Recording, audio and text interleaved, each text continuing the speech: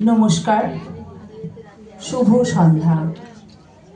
প্রথমেই উপস্থিত শ্রদ্ধেয় সকল গুণীজনকে যথাস্থানে শ্রদ্ধা, প্রণাম ও ভালোবাসা জানিয়ে শুরু করব আমার আজকের নিবেদন।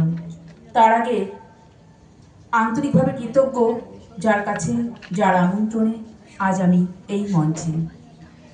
চিরায়মনার সম্পাদিকা দোলন দত্ত এবং তার পরিবারের সকল সদস্যবৃন্দকে আমার অন্তরে শ্রদ্ধা, প্রণাম ও ভালোবাসা নিবেদন করছি। আজ শরীরটা বিশেষ ভালো নেই, খুবই শরীর খারাপ, তবু এসেছি, নয়তো দোলন ভীষণ রাগ করবে, আগেরবারও আসতে পারিনি।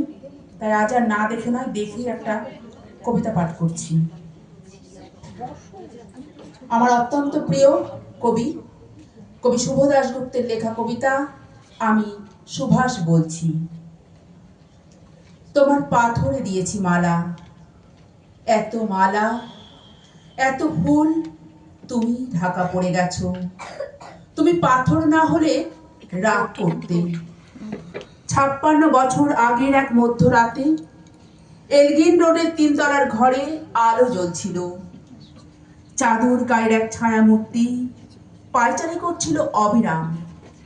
বাইরের রাস্তায় ইংরেজ পুলিশের চর সতর্ক সজাগ চোখে দেখছিল।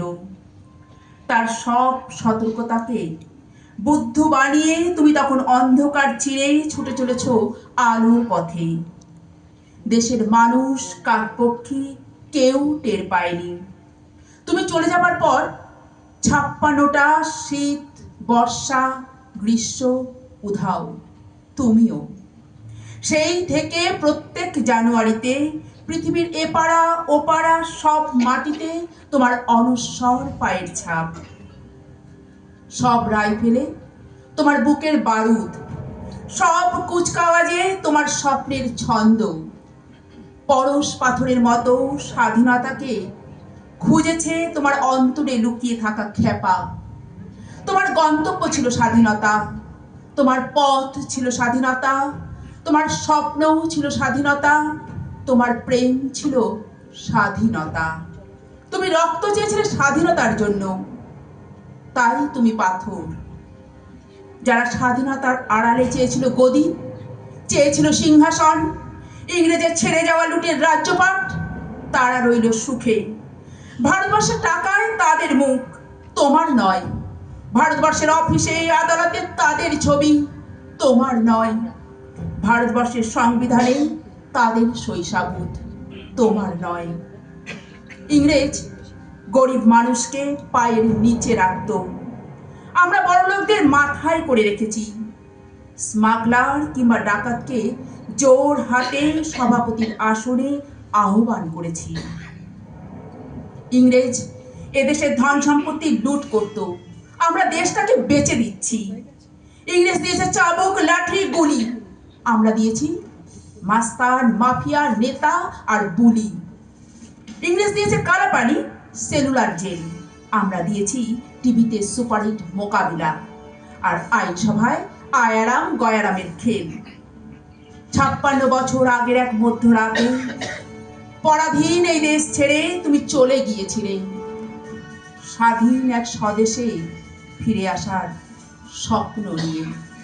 তুমি ফিরে আসোনি, স্বাধীনতা এসেছে।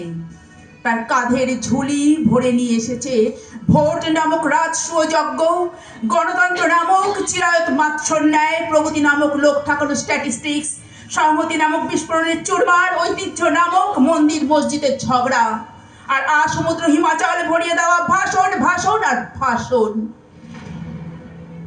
56 বছর ধরে তুমি পাথর হয়ে আছো।